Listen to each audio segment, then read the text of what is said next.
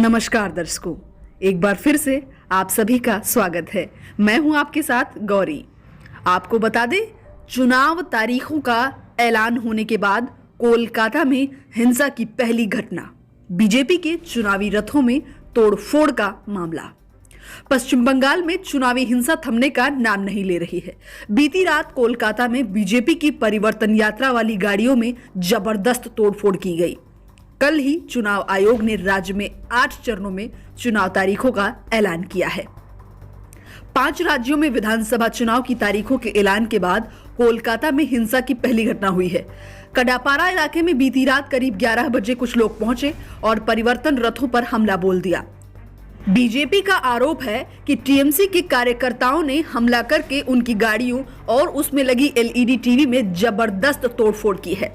Bengal BJP प्रभारी कैलाश विजयवर्गीय ने घटना का वीडियो ट्वीट करते हुए लिखा, आज ही चुनाव आयोग ने बंगाल चुनाव तिथि की घोषणा की और तृणमूल कांग्रेस के गुंडों ने बिना डर के रात 11 बजे बीजेपी के कडापारा गोड़ाउन में घुस करके एलईडी गाड़ियां फोड़ी, एलईडी भी खोल कर ले गए। शायद गुंडों ने चुनाव आयोग को चुनौती दी है। चुनाव आयोग ने कल ही राज्य में 8 चरणों में चुनाव तारीखों का ऐलान किया है। 8 चरणों में चुनाव कराने के पीछे मकसद यही था कि चुनावी प्रक्रिया के दौरान हिंसा की घटनाओं पर रोक लगाई जाए। लेकिन बीजेपी और टीएमसी के बीच जारी रस्साकसी में बार बार ऐसी घटनाएं सामने आ रही हैं।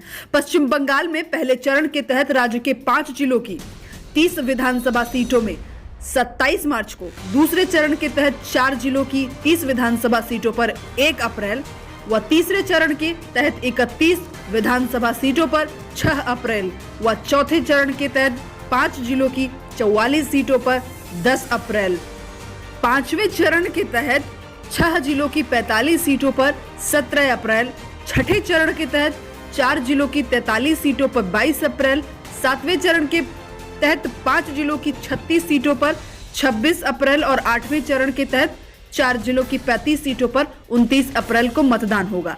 पिछले विधानसभा चुनाव में यहां 7 चरणों में मतदान संपन्न हुआ था। पश्चिम बंगाल विधानसभा का कार्यकाल 30 मई को पूरा हो रहा है। यहां तृणमूल कांग्रेस पिछले 10 सालों से सत्ता में है। इस बार बीजेपी और अन्य विपक्षी दल उसे चुनौती दे रहे हैं। बीजेपी ने मुख्यमंत्री ममता बनर्जी को सत्ता से हटाने के लिए एड़ी चोटी का जोर लगा रखा है। पिछले विधानसभा चुनाव में तृणमूल कांग्रेस को 211 सीटों पर विजय हासिल हुई थी, जबकि बीजेपी को महज 3 सीटों से संतोष करना पड़ा था।